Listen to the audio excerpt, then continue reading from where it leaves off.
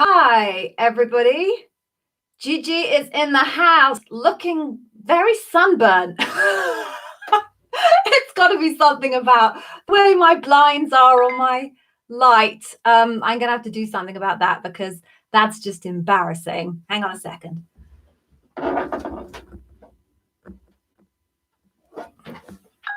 Is that better? No, marginally. Okay. So I promise you, I am not sunburnt. It's sunny in London, yes, but it's about 5.5 degrees. So yeah, sorry for that. Okay, so somebody was pinging me, so I've just got rid of that. So sorry if you were listening to the pinging sounds. So hi, everybody. It's Wednesday, and I am totally psyched because I have been reading the comments ahead and I see job offers, and that makes me so happy. So you've got bright, perky Gigi today.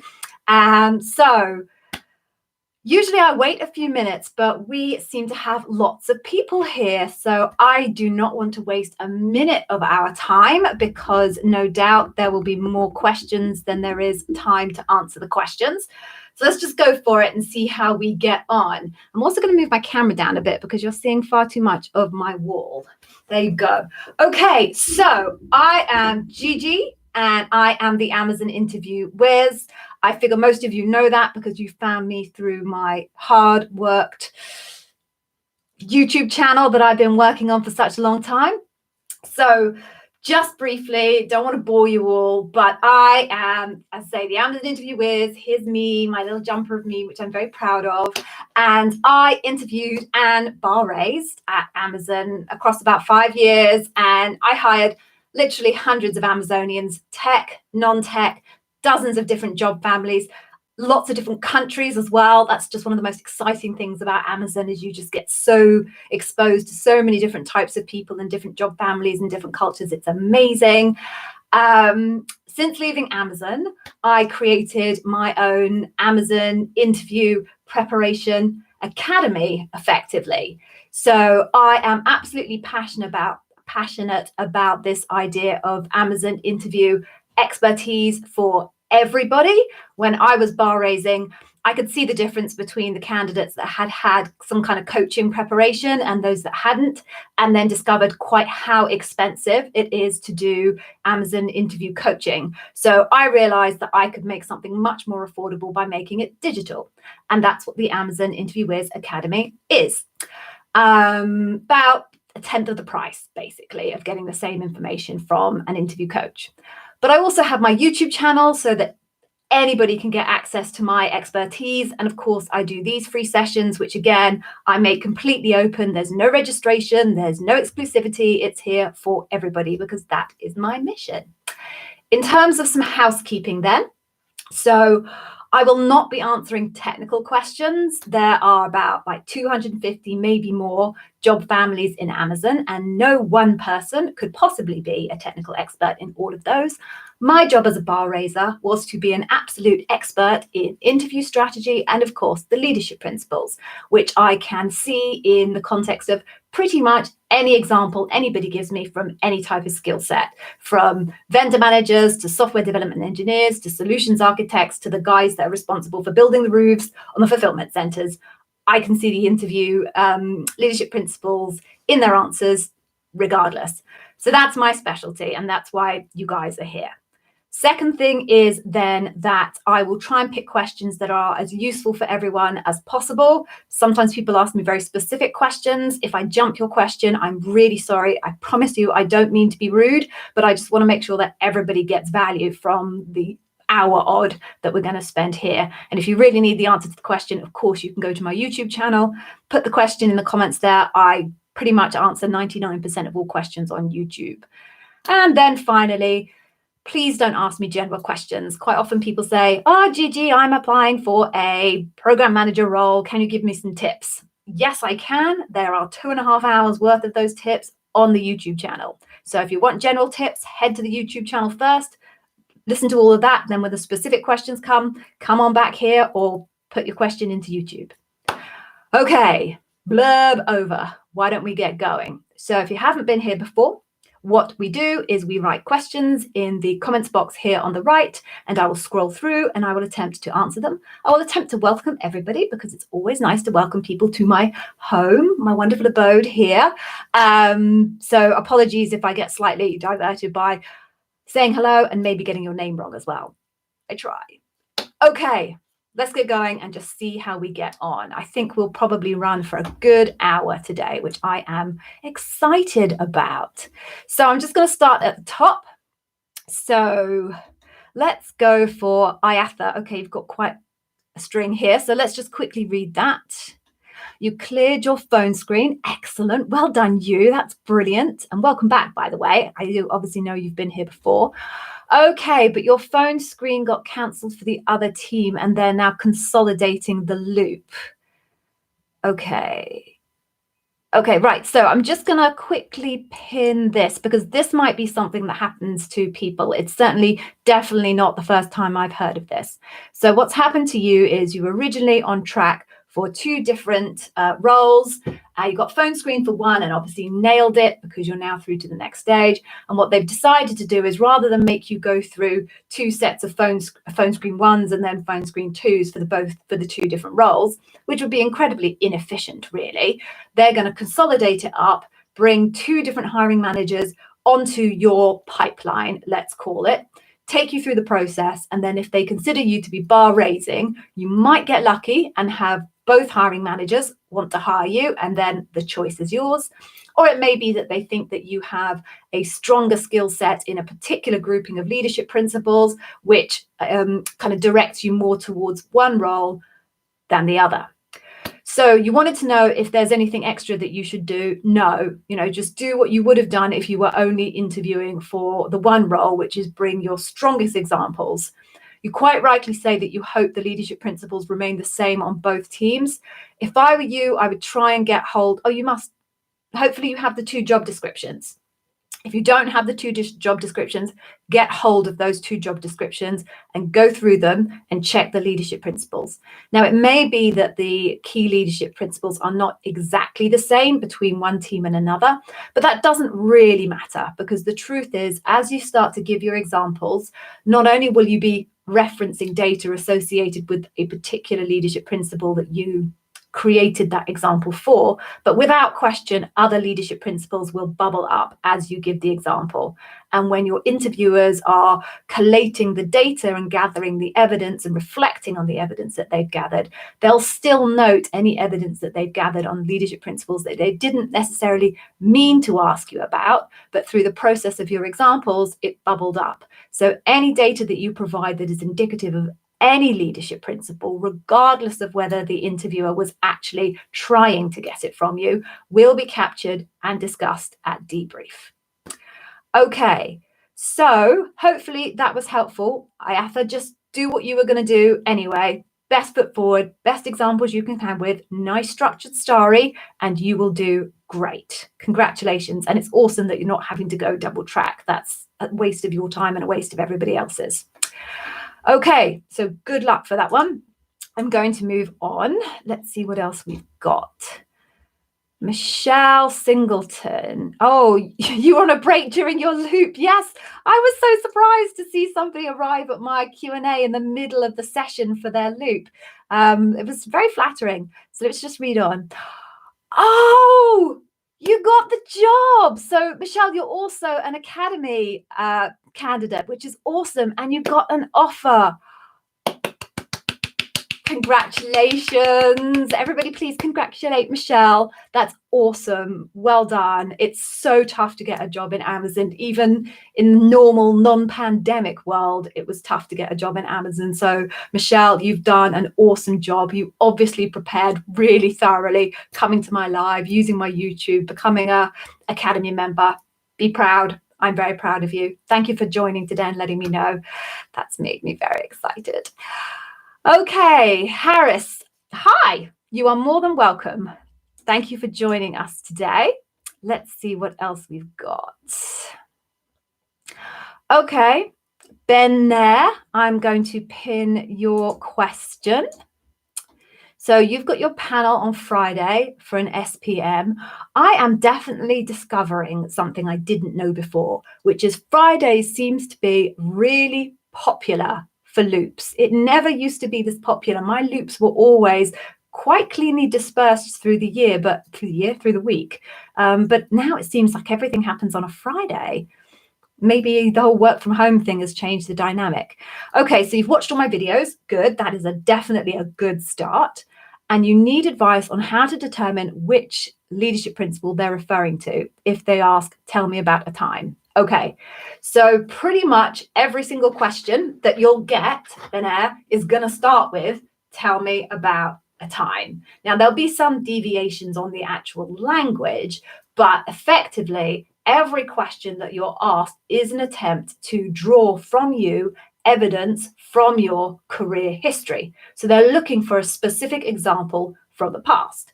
And of course, that's why we all prepare examples that are aligned from our career history to the leadership principles. So tell me about a time isn't going to help you in any way, shape at all, because that's literally the preface to the second part of the sentence. And the second part of the sentence is really what matters and what will lead you towards the leadership principle. So the only way, genuinely, the only way to anticipate and understand which leadership principle, the question that you are being asked in the second part of that is referring to, is to know the leadership principles inside out, upside down, back to front, standing on your head and scratching your foot. There are a couple of ways of doing that. The first is obviously to look at the leadership principles descriptions that Amazon provides. And they are very detailed, but nonetheless, you still have to do a certain amount of, let's call it extrapolation, in terms of what those leadership principles are really looking for in terms of behavior. And that's why I created the Amazon Interview Wiz Academy, because there are 14 leadership principles. Each of them has between 2 and 4 different facets that a interviewer might ask you questions about. And to help everybody, I've done a deep dive on every single one of those. Now, clearly, you can go and sign up to my academy, and of course, I'd be very grateful for it.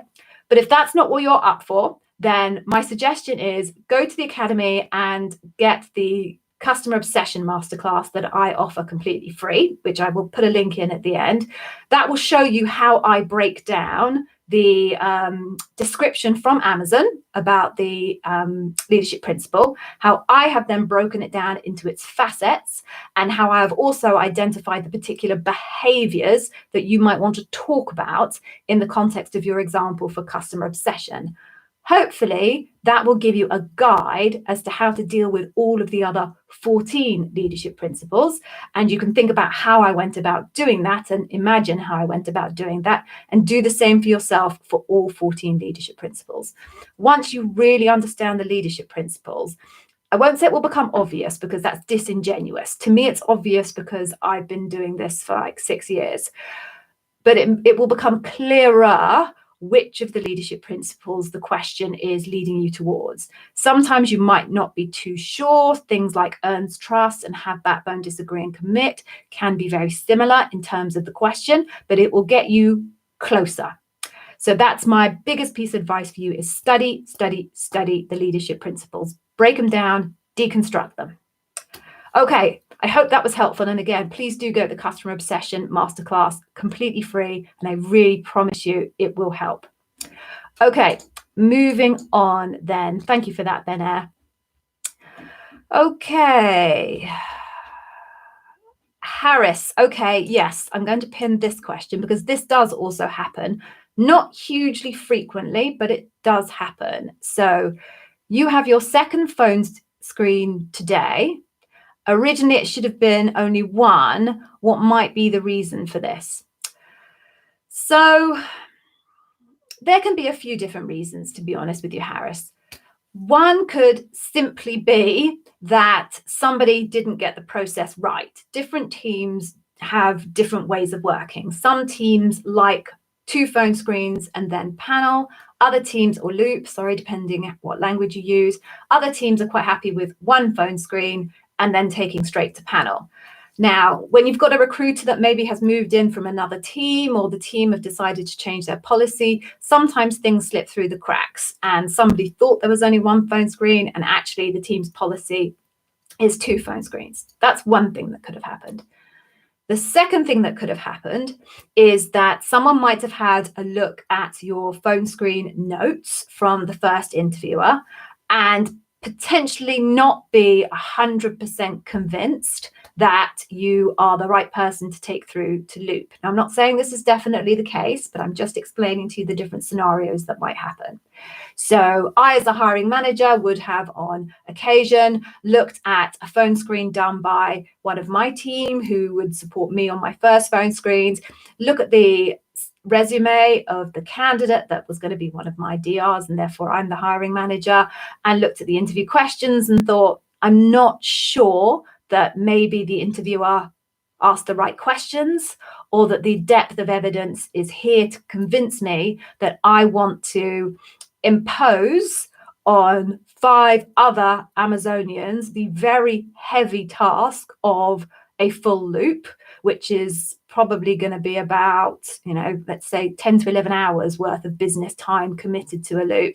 Therefore, I'm going to take ownership of just checking on an extra phone screen that this candidate is actually the right one to go through to loop. And then one other thing that I can imagine might have happened is there might have been a changeover of the hiring manager. And the original hiring manager was happy with 1 phone screen to loop, and the next hiring manager is not so keen on 1 phone screen to loop. I, as a hiring manager, was insistent on 2 phone screens before loop because that gave me the belts and braces that I wanted. That was my choice. So that can be another thing that maybe happened. But if I were you, I wouldn't stress about it, Harris. There's nothing you can do about it. It's not in your power. And one of the big things that I always say to my candidates, and it's pretty good life advice in general, actually, is try not to worry about the things you can't control. Focus on the things that you can control. So you just need to go into that next phone screen with your best foot forward, bring your really strong examples, and hopefully the person that interviewed you the first time was absolutely right with their judgment, and you'll make it through this phone screen and you'll head back to loop on the original pathway that you hope to be on. So good luck, fingers crossed for you. Okay, moving on then. Oh, we've got lots of questions today. That is exciting. Okay, so hi, Kelly Elizabeth. Thank you. Thank you for showing your appreciation for my videos. I'm very grateful. Oh, do you know what I realized I haven't done yet? So for anybody that hasn't been here before, you can see duvets everywhere. So I've had a real journey when it comes to audio in my YouTube channel, which many of you may have noticed. This room that is the kind of hub of the Amazon interviewers is very echoey and square. So I had to bring in duvets to try and deaden the sound. So I apologize if you're looking at this. I promise you I don't actually sleep in here. This is just my whole family's duvets basically brought in to improve the sound quality. Okay, so I'm going to move on. Okay, AG, this is an interesting question. So, is it possible that everyone on the loop, including the bar raiser, is inclined, but the hiring manager is not due to a functional fit? Yeah, of course that's possible. I mean, the way the process works is after you have interviewed a candidate and you write up your notes, you're not allowed to speak to anybody else on the panel in that period of time between meeting the candidate and writing up your notes. And then you place your vote based on just your own experience. Once you've placed your vote, what suddenly happens is ping, inside the system, you can see the votes of everybody else who has submitted their data and their vote to date. You'll see what their vote is, and you'll see all of the information that they captured on the candidate in order to place that vote. And you read it, and then you go into details together. Everyone should have read everybody's feedback by that time, and then they discuss it.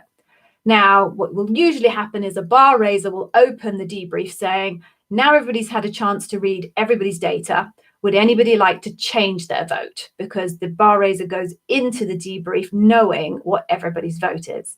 And at the beginning of the session, everyone gets a chance to change their vote if they want to. And then a whole conversation will happen about the candidate and about the evidence gathered. And the bar raiser will try and create a consensus view from the whole group so that they can come out with a very, very clear inclined or not inclined. But that doesn't always happen. And what quite regularly happens is you have what's called a split loop, where some people are inclined and some people are not. Now, ultimately, everybody else's vote, other than the bar raisers and the hiring manager, is kind of guidance, I think is the best terminology I would use it. It obviously has merit and it's very valuable, but it doesn't have decision-making authority, if you like. The bar raiser and the hiring manager use that as guidance. Ultimately, the people who have the final say will be the hiring manager and the bar raiser. Now, if a hiring manager, to go straight back to your point, AG, isn't convinced that the candidate is right for their role, then no bar raiser in their right mind would force a hiring manager to take a candidate that they don't want. If that hiring manager has been through an entire 30-minute session with everybody else saying they're inclined for this candidate and viewing all of the data that these people have gathered, which will be positive and indicative of the fact that they would hire this candidate, and is still not convinced that this is the right candidate for the role, I'm afraid the candidate won't get hired. So yes, it is entirely possible that everybody else on the panel thinks this is a good hire, but the hiring manager doesn't. No one's going to force a hiring manager to change their mind and hire a candidate that they don't want. Okay, so I hope that was helpful. It certainly gives you a lot of insight into what exactly goes on under the hood, as it were. Okay. Oh, Pilar, you have your next Friday, you have your last loop, and you are very, very welcome. And I get kisses as well. Oh, that's nice. I love hugs and kisses. I'm one of those types of huggy people. So, Pilar, we have our fingers crossed for you, and I hope it all goes well. Okay, Omar. Omar, this is a good question. In fact, no one has ever asked me this question before. So I'm going to pin this one up. I hope it's gone up already. Has it gone up? Yes, it's pinned. It's very slow, the YouTube thing, to catch up with you. So Omar would like to know who develops the job description, and also how close are the job descriptions to the job requirements. So, as with many things in life, Omar, this is very variable. So there are some roles that have pre-written job descriptions, and pretty much the hiring manager literally goes and pulls them off the system and puts them on hire, and that is the job description that goes for the role. Those tend to be the job descriptions for the very kind of scale roles. So think about things like vendor managers and brand managers, where I won't say cookie cutter because that diminishes the variability that exists within those roles, which obviously exists, but they're very similar structured roles operationally. The things that they execute and how they execute are very, very similar. So those roles, I would say to you, are pretty well aligned to the job description, because if they weren't, they wouldn't be able to create such universal templates. But once you go outside of that, it can be very variable. So a hiring manager is the ultimate person who has accountability for the job description and making sure that the job description adequately describes the job and will attract the right candidate. Now, some hiring managers are much better at writing job descriptions than other hiring managers. It's as simple as that. So it is possible, I expect, to get a job description that actually isn't very aligned to the role. It's also probably very, very possible, and I hope I was one of these hiring managers, to write very, very specific job descriptions that are very, very aligned to the role. So my advice is, Omar, is that once you get into the interview process, you really ask the pertinent questions that are required in order to make sure that the role that you're going for is actually the role you want to do. I talk very specifically in my interview preparation masterclass about the types of questions that I think you should be asking at the various stages of interview. And part of that is using the opportunities that you'll have with the hiring manager to ask very specific questions about the scope of the role, and equally when you meet people who are your direct peers who work for the hiring manager, also asking them good questions to get you to the specifics of the role.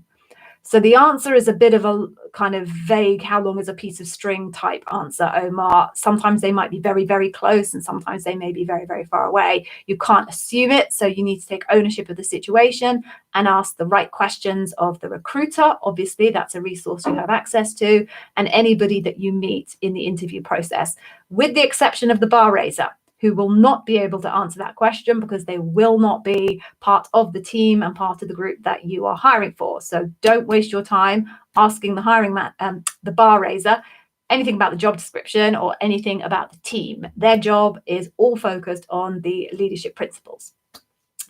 Okay, so hopefully that was kind of helpful anyway. Probably not the answer you were looking for, but the best I have to offer you.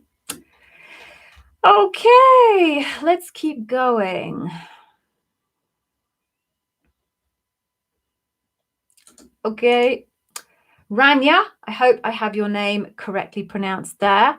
So this is also happening quite a lot these days, far more so than I think a few years ago.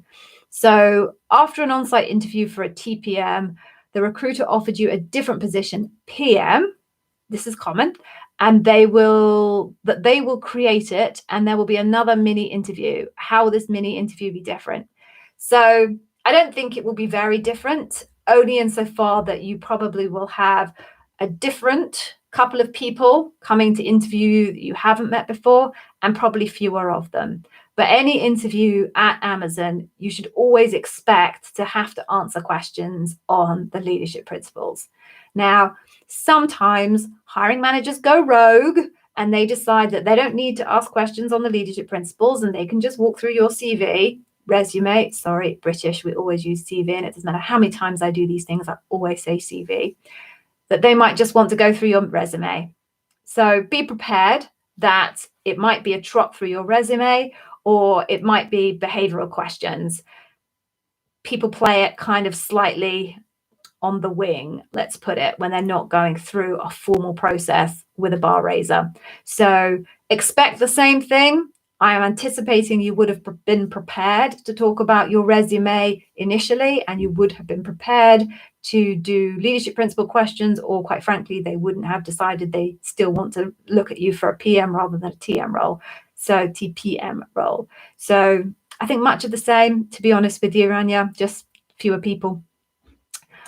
Okay, going to unpin that one then. Thank you for the question. Okay.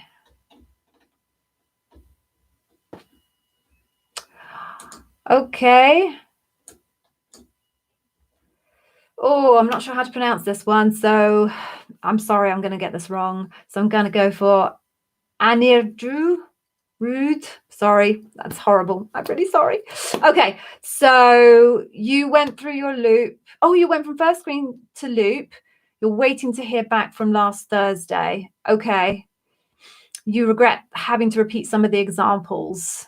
You have at least 25 unique scenarios. Sometimes it happens, right? Don't kill yourself. What's done is done. And, that's it. So try not to worry too much about what you can't change now.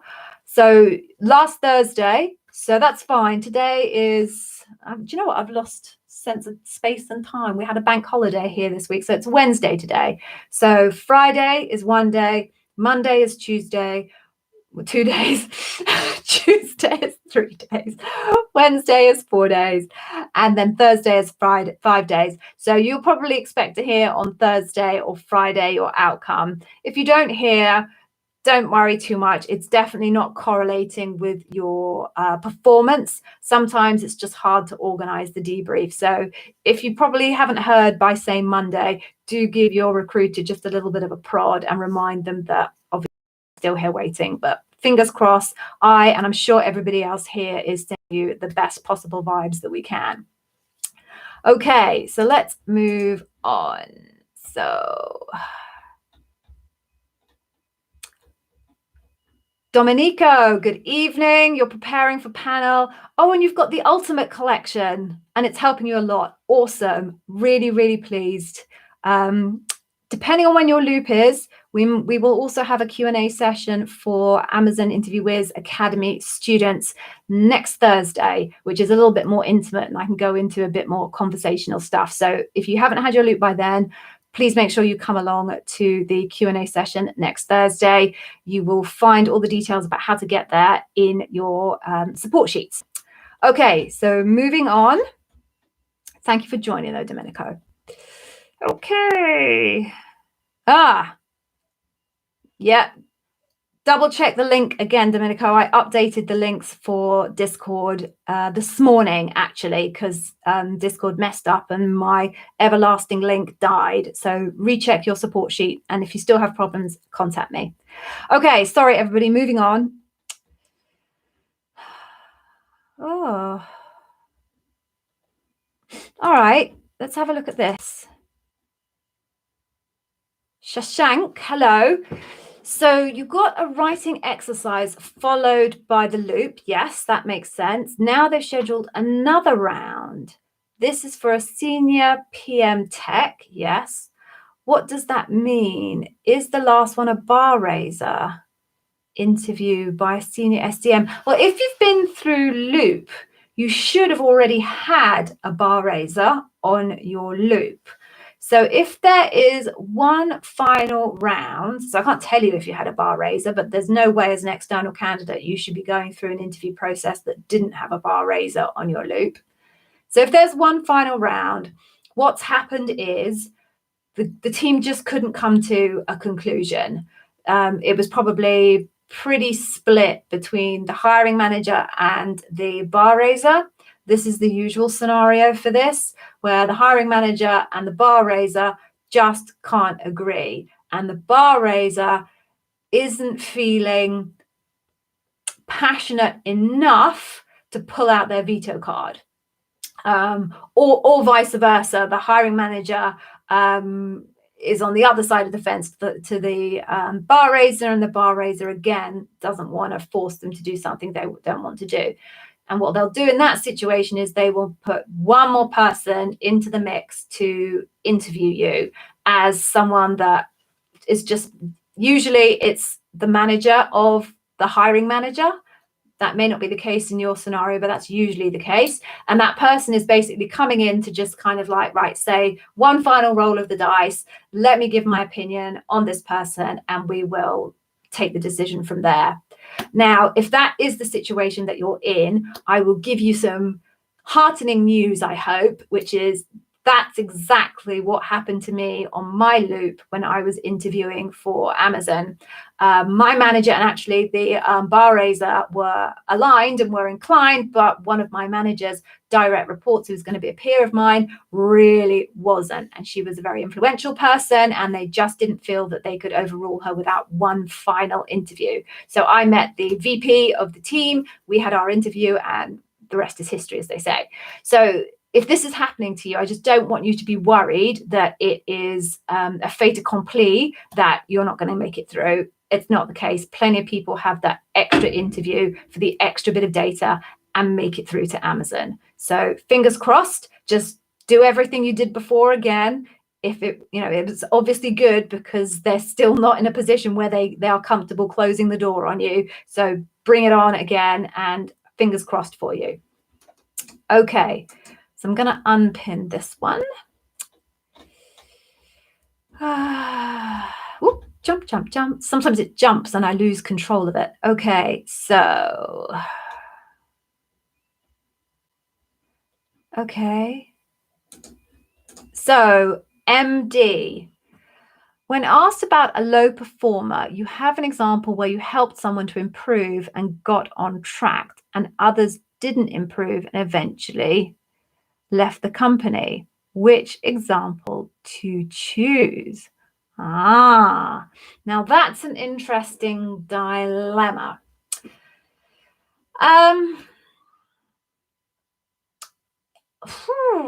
Which one would I choose in that situation?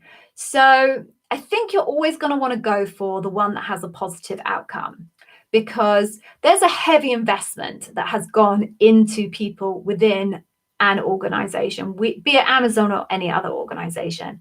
And the ideal outcome of an underperformer is always to get them back on track and contributing, because the company has invested hugely in that individual. They will have a whole set of knowledge that will be lost if they move on. So if that was me, I would be choosing the one that shows me being able to lift the performance. There's always a lot of skepticism about performance improvement plans and whether they're built intended to just try and exit people from the organization. I've taken a number of people through performance improvement plans working at Amazon, and I can promise you the goal is very clearly stated to me that my responsibility is to lift their performance. So if I were you, I would go for the one where that you did actually improve someone else's performance. And then if you get 2 questions on hire and develop the best, because of course that is a hire and develop the best question, you can then bring in the second one for a bit of variety. And actually that creates a really lovely dynamic to be able to prove that I am the type of manager who can both help people improve their performance, tick, but also I'm the type of manager with the courage and the open-mindedness to recognize when I need to move somebody on and to be able to do it successfully. So if you can get both of them in, it would be amazing. Good luck, MD. Okay, so moving on. Catchy Dim, hello, welcome. So you just finished your interview 2 hours ago. 5-man panel, 5-person panel, of course. Yes, it is quite an experience, isn't it? And I'm sure you're glad it's over. I'm really delighted the videos were helpful. I felt that my interview experience was a bit like being strapped to the front of a train, you know, kind of if you imagine those big locomotive steam trains going across the flat plains of the USA, and then imagine me strapped to the front of it, wrapped up in rope. And that's broadly what I think an Amazon loop feels like. So well done, Catchy. I'm sure you did an amazing job. Fingers crossed for you. Okay. And you could tell who the bar, this is so funny. So Catchy could tell who the bar raiser was because as soon as she arrived, she turned on the power drill and began drilling. It's the job of a bar raiser, I'm afraid. That's how you get spotted and recruited as bar raiser, because you know how to dive deep. So I'm sure you did great. It's done now. Breathe, have some alcohol or whatever your beverage of choice is, and chillax. There's nothing you can do about it now. Okay. Okay, so let's just move on. So I'm just having a look. Okay, so here's one. Okay, so Sabruv, hello, welcome back. Welcome back. So what could be the leadership principle behind tell me about a time when you were given a mission or goal that you didn't think was achievable, what it was, and how did you help your team? That is a deliver results question. So that's all about how do I, in a time where I really don't think this thing is possible, find a way of delivering it or delivering some element of it. So very, very classic deliver results question. Hope that was helpful. If you got that question, I hope you got it there. If not, this is the thing about the Amazon leadership principle questions, and it goes back to the point I made a little bit earlier on in the session, which is sometimes, even if you don't hit the nail on the head as far as the leadership principle that the interviewer was actually asking you for, you're still giving valuable evidence. Because if you, for example, I'm going to say, let me just look at that question. So imagine that you decided to answer that with a think big example. You're giving evidence on think big. Every single leadership principle is gathered in terms of data. When the panel review your performance in interview, they are looking at all of the leadership principles. Now, definitely there are key leadership principles that you really want to nail, but every piece of data that they gather on all of the leadership principles, whether you intended to say it or not, is reviewed and looked at in terms of your ability to raise the bar at Amazon. So if you didn't get the fact that it was a deliver results one and you used a different example, it's not the end of the world, because you would have still given valuable data that will be counted in their assessment of your performance at interview. Okay, so I'm going to unpin that one. Thank you for that question. Oh, I said I was going to unpin it. I did unpin it. Oh. Okay, so what else have we got here? Moving on.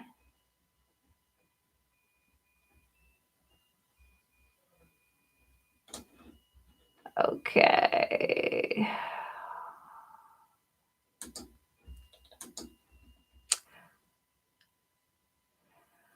Okay, so Sheila, so I'm glad you asked this, because this goes back to my point about some leadership principles being very similar to other leadership principles. So, or at least the question and the phraseology of the question. So how do you answer the tell me a time you didn't have enough data question? Do you show how you went to get the data or how you found a solution without the data at all? Well, you can do either. And much of it actually depends on the second part of that question. Because if I was asking a question like that, tell me about a time when you didn't have enough data, suggests to me that that is, you have at least some data. And then you've got to make a decision what to do. Do you go away and gather more data, or do you just make a decision? Now, that's a bias for action focused question. If the question was slightly differently phrased and it was tell me about a time where you didn't have any data or barely any data to make a decision, what did you do?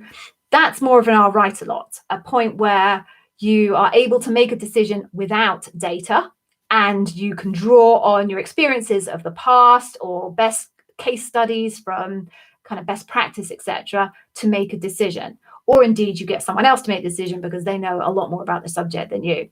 So you can choose either. And depending on which you choose will depend on the leadership principle that they are then able to gather evidence on. So if you started to talk about how you went about and got the data, then I'd get a little bit of dive deep from that, but I'd want some kind of a sense of how long did you spend trying to get that data? Did you spend forever and it was really unnecessary when really you should have just gone on with the job?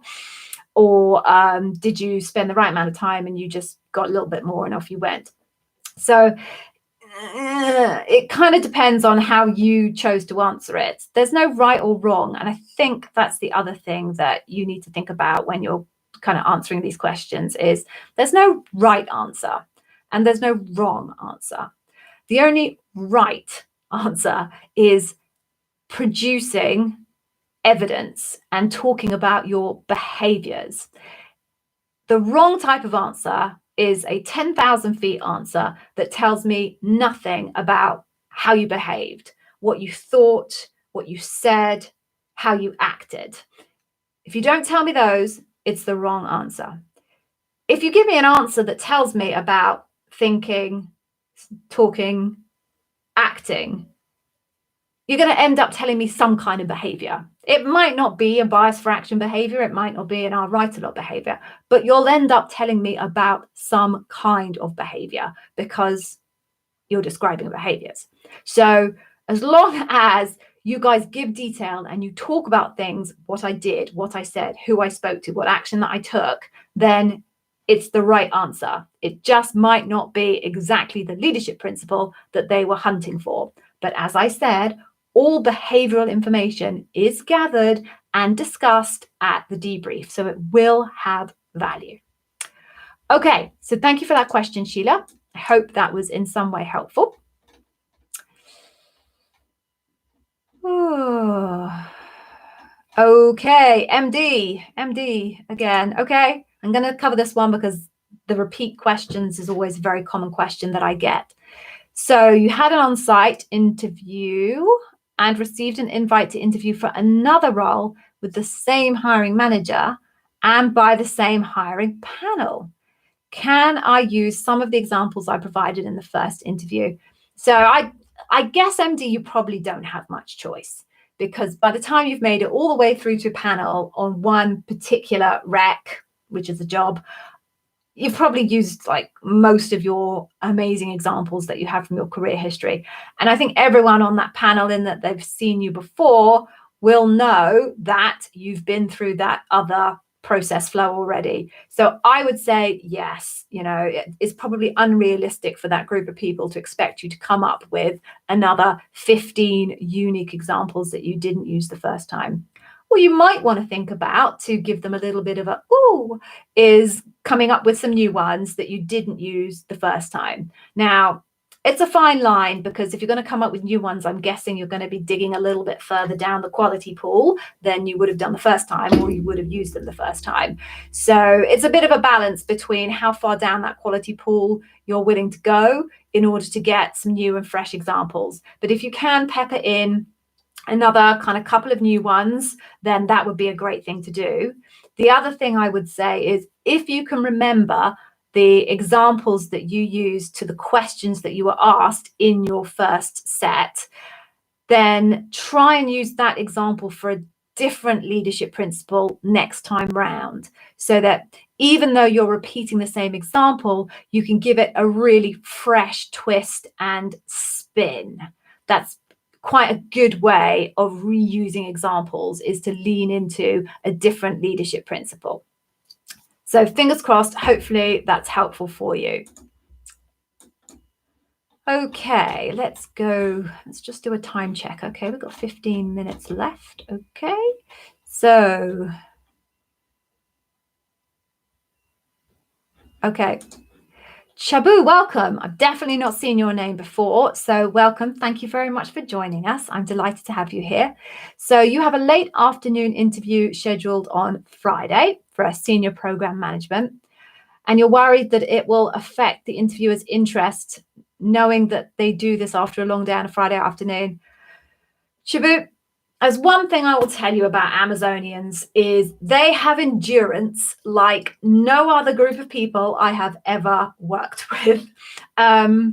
I think you will be fine. Amazonians are very comfortable working long hours. They're very comfortable working short hours. They're very comfortable working bizarre hours, because they have to work with people all over the world. So, you could be an Amazonian in a particular team having a call at midnight, as I would have done when I was trying to work with Japan.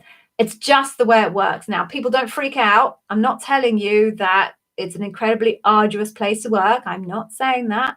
But what I am saying is that they are people with high energy. They are people with great focus. I wouldn't be overly concerned that late on a Friday is particularly catastrophic when it comes to their attention span. When they're in the zone, they're in the zone. That said, you are another person that's telling me that you've got interviews on a Friday. This is definitely becoming a thing. I suspect the whole work from home thing has encouraged people to stack these things on a Friday. So as long as you're refreshed, I think that's the more important thing you need to worry about, Jabu, is less about the Amazonians and more about yourself. So do please make sure that if you do have a job at the moment, that you give yourself a little break before the interview, and then you take maybe an hour out of your kind of normal working day just to chillax, relax, go for a walk, dance around your living room as I do, just to give yourself some headspace. But I think you should focus more on, are you going to be in a good state of mind, than worry about whether the Amazonians are. They'll be fine. Okay, so thank you for that. I'm just going to unpin you. So let's go. Okay, let me just check this one. So Abiodun, going for that. Apologies if that's wrong. Hello. I'm glad you found my masterclasses helpful. Can I advise that you have your examples written down and around me for your audio only interview? Totally. This is something that I do every time. I will always have notes around me when it comes to the interview. Now, if you're doing an audio only one, that's even better. It's a lot harder to manage it successfully if you're on a VC like this. If you're just on the phone, have them everywhere, scattered everywhere. Now, be careful, because you don't want to be flipping paper around and then the person on the end of the phone is like, what is that noise? Because they'll realize that you're relying on notes. So be a little bit careful how much you rummage. The other thing I would say is make sure that your notes are not a script. I promise you that even if it's an audio only, your interviewer will know if you are reading off a script. And if your interviewer is anything like me in terms of their interview technique, they'll be interrupting you anyway, which will throw you off your script. So have nice, clear, easy to read. If you're writing it down, you don't want to not be able to read your own handwriting, as is often a problem I have. Nicely written down bullet points that will keep you on track when you're going through your STAR example, but no scripts. But yes, it's a great tool. Just be careful how you deploy it. But I think that's a good suggestion for everyone. And I definitely have a YouTube video about taking notes into the interview. Even if you're doing a VC like this, I still recommend people have some notes either around them if you're a kind of a paper person, or on the screen, but still being able to see the interviewer, just to give you a few prompts in a couple of bullet points so that you stay on track for when you are doing your STAR answer. Okay, so good luck. Fingers crossed. I hope it goes well for you. Moving on.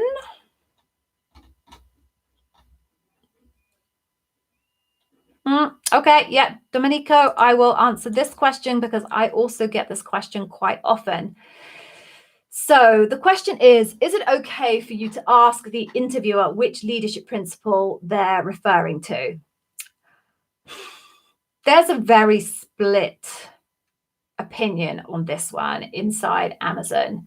Some interviewers absolutely hate it, and some interviewers don't mind it. I worry when candidates do this that they find themselves not actually answering the question. All they do is they go, okay, yes, that was my pre-prepared customer obsession example. I'm just going to throw that on the table. And the risk is that it doesn't actually quite answer the question. And that's the whole reason why I've created the masterclasses, because actually each leadership principle has multiple different kind of facets to them. So customer obsession, for example, has 4 different facets. That's coaching, challenging, I'll go through the others, but it has 4 different facets, and an example for each one would be very nice. But what you don't want to do is answer a question about coaching a customer to make a decision they don't want to make, when the example that you've got is one where you were challenging your organization to do better on behalf of your customer, because then you won't be answering the question. So I think you should really just focus on the question. Do I have an example that seems to fit this question? Now, I say seems because sometimes you'll have an example which is kind of there, not perfect, but kind of there. Now, in that scenario, what I tell my candidates is, and this is the only time I ever allow anybody to use the 10,000 feet answer, I say to my candidates, give the interviewer a 1-minute summary of the example that you think kind of fits, and ask them, it's not quite right, but is it okay if I use this example? Now, they might say yes, in which chuck on, keep going, but they may very well say no, because the deviation that you've noticed is actually a really important deviation, perhaps in the illustration that I just gave you, where they really want to understand how you coach a customer, and they might say no. In which case, my suggestion to my candidates is you say, I'm really sorry, I don't want to waste your time and my opportunity trying to shoehorn an example into this question. I don't have one. Could I please have another question? And you're absolutely free to do that. So some people ask what the leadership principle is, not always well received by the interviewer. And actually, I, as a coach, worry what the result of that is that they just throw in their pre-prepared answer for customer obsession, and actually it doesn't answer the question. And there is nothing worse as an interviewer than asking someone a question and them not actually giving you the answer, because then they weren't listening to the question. No, I can't tell you yes, I can't tell you no, but I would steer towards the no. Okay, thank you for the question, Domenico. I'm going to unpin you now. Okay. Okay. Omar, I am going to answer this question. And unfortunately, you are the person that managed to ask me the question that's going to get me on my soapbox. So I apologize, everybody. I am now clambering on to my soapbox. Are you ready? Okay. So Omar asks, can I highlight some of the basic expectations of a bar raiser? I can. The expectations of the bar raiser are exactly the same as the expectations of everybody else on the interview panel. There is nothing, and I mean nothing, different about what the bar raiser is looking for than what everybody else is looking for. There is absolutely nothing different about how your interview experience will go with the bar raiser than it will go with everybody else. There are absolutely no differences in the questions that the bar raiser is going to ask you than everybody else is going to ask you. There is a lot of noise out there in terms of social media where people are trying to tell you that they can tell you the strategies that you need to use to impress the bar raiser. It's nonsense, guys. I was a bar raiser. I trained bar raisers. I tell you categorically, there is no difference. To you, as the candidate, the bar raiser has no direct impact on your interview experience. Now, yes, they definitely have a direct impact on your interview outcome, but for you, you need to do everything with them as you would with everybody else, which is to bring your best examples, to follow a structured methodology for answering it. Amazon likes STAR, but there are plenty of others out there. To provide detailed evidence about your behaviors, what you thought, what you did, what you said. And that's it. It is as simple as that. So don't believe the hype that you see out there with other people doing entire sessions about how to impress the bar raiser, or huge videos about these are the right questions these are the examples of questions that you'll get from the bar raisers. It's nonsense. And if you want to point them in my direction, please feel free to. I will happily challenge them on their nonsense. So don't sweat it, Omar. Just do what you would do with everybody else. Okay, I'll get off the soapbox now. Okay, right. So let's have a look. So we only have 2 minutes left. I have no idea how these sessions go as quickly as they do. So I'm going to see if I can find one more that I can answer quickly, and then we will wrap up. Okay.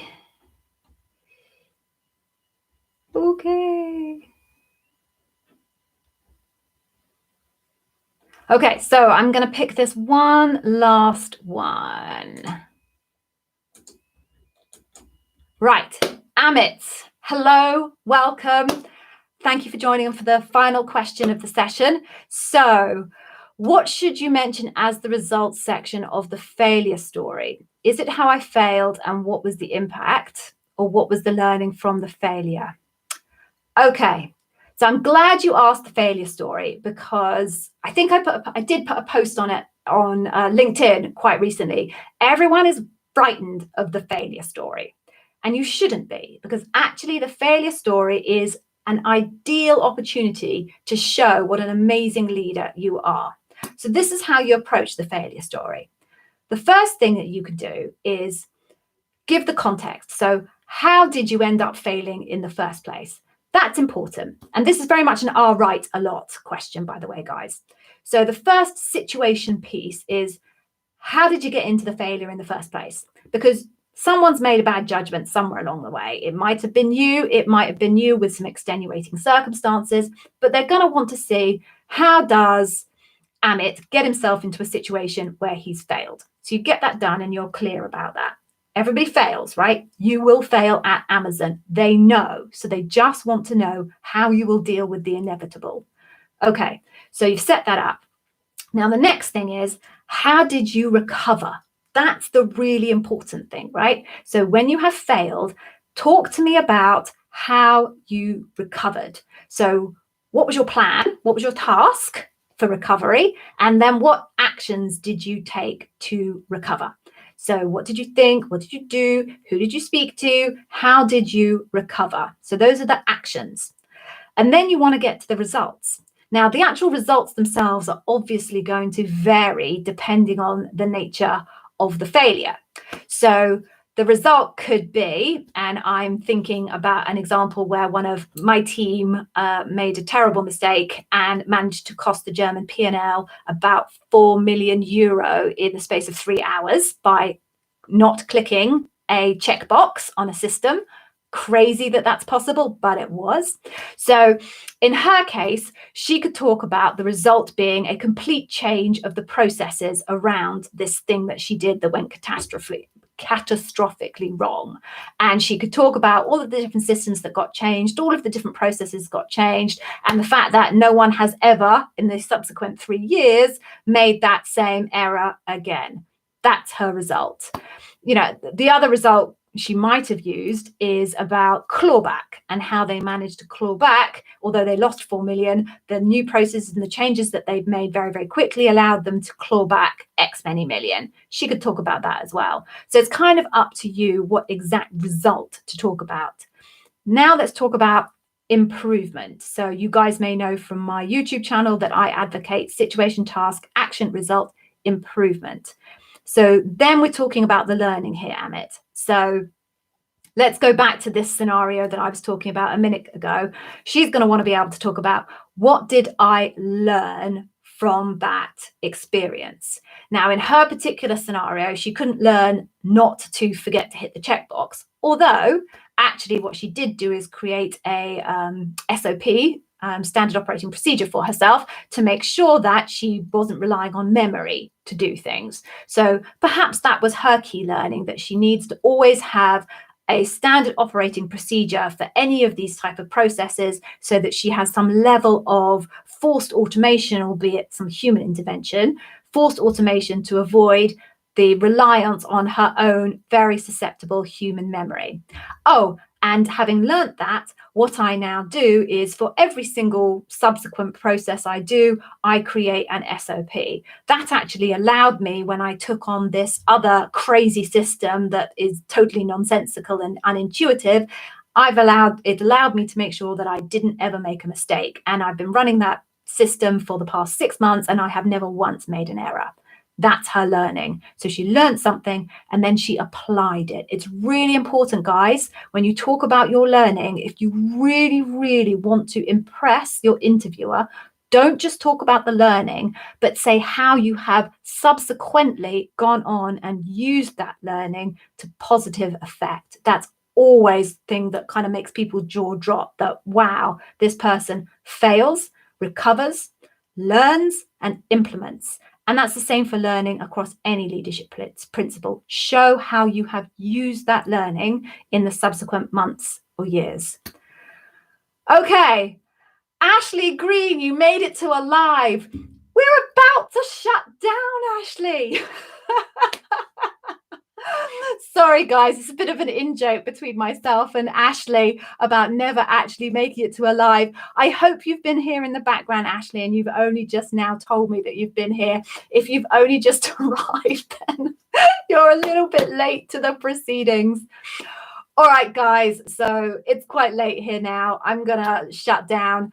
I have mentioned the Amazon Interview Wiz Academy a few times, I know, and told you that you should go and have a look at my Customer Obsession Masterclass. So I'm going to give you the link here before people start dropping off and disappearing. Seriously, I believe it's great quality stuff. I worked incredibly hard. I have poured everything that I know from my Amazon experience into my masterclasses. The Customer Obsession one is the most important leadership principle. You guys know that. Amazon was built and continues to be built on customer obsession. So if there is only ever one masterclass that you take from me and you get your head around, customer obsession is the one. So I hope you take it. I hope you enjoy it. I promise I will not chase you up with marketing. I know I'm a marketer. It sounds bizarre, but I'm trying to stand on the quality of my own content. So hopefully you buy it. Hopefully you love it. Hopefully you decide you want to invest more in the masterclasses. But if you don't, that's fine. It's a gift. So I'm going. Thank you, everybody, for a really great session. awesome questions. My next live will be on Monday. I always post the times coming up on LinkedIn, and also they're always advertised on YouTube. So if you didn't manage to get your question answered today, please come along again. You can always get me on YouTube in the comments. Everybody that has interviews coming up on Friday, fingers crossed, we will all be thinking of you. And for those of you guys who managed to land yourself jobs in the past couple of weeks, amazing, incredible, such an impressive achievement in this crazy day and age. I'm signing off. Be safe, everybody. Look after yourselves and your families, and I hope to see you all soon. Take care. Bye-bye.